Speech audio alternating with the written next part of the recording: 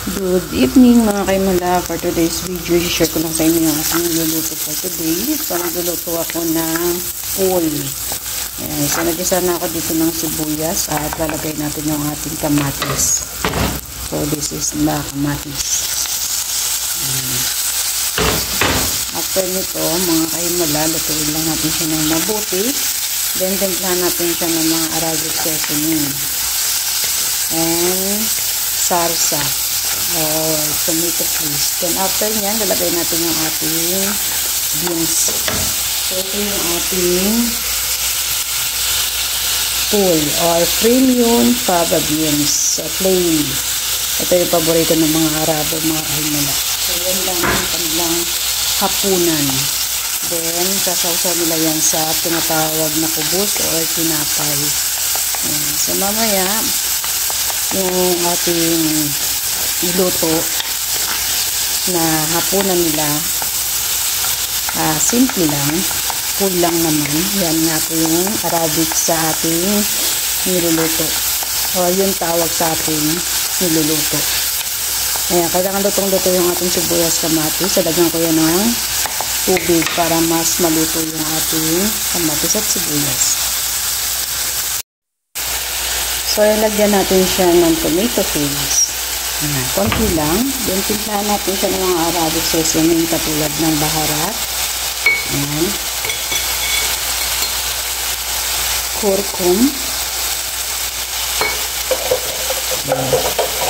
Ayan po yung mga pampalasa ng ating food. Then, yung ating paminta powder.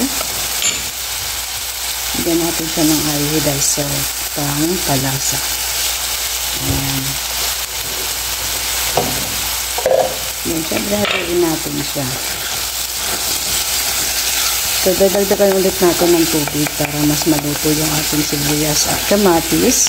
Then, after natin yan maluto talaga ng gusto, i-blender natin yung ating beans o yung tinatawag na pool kasama itong sibuyas at kamatis. I-blender ko din po itong sibuyas kamatis para mas pino yung ating sibuyas kamatis. So, kuha tayo dito ng tubig. Pinakuluan natin yung tubig. Then, hagyan natin siya. Para mas maluto po yung ating sibuyas at kamatis. Ayan. Ito, Arabic recipe. Ayan, hayaan lang muna natin siyang mas maluto po dyan.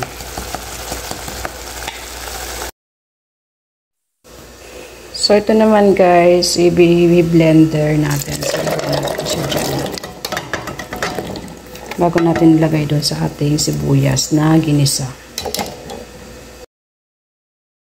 So, yun nga mga kaimala, kuha tayo dito ng sibuyas na ginisa natin. At sasabay natin sa pag-blender. Ayan, kasi mas gusto nila yung pino, ang full. Magtitira lang tayo ng konti dyan.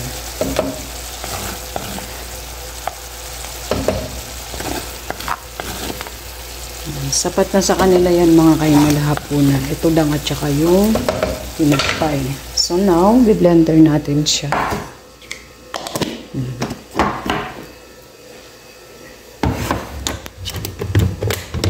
Kunin natin yung ulo.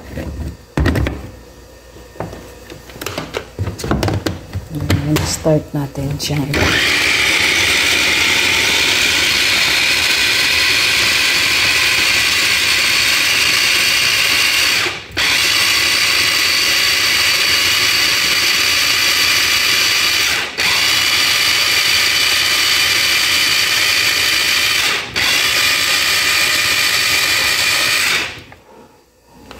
Ayan.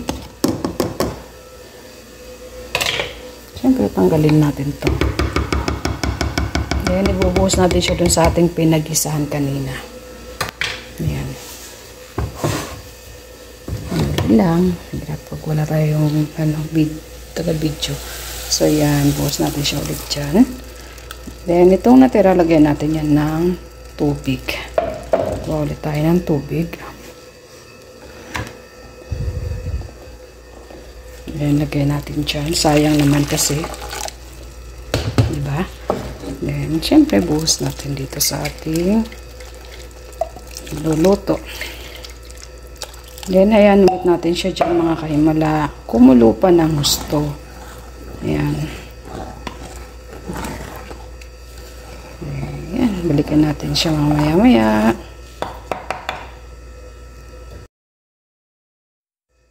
So, ayan na siya mga kahimala. Wait na lang natin siyang maluto. So, papakuluan lang natin yan ng mga 10 minutes.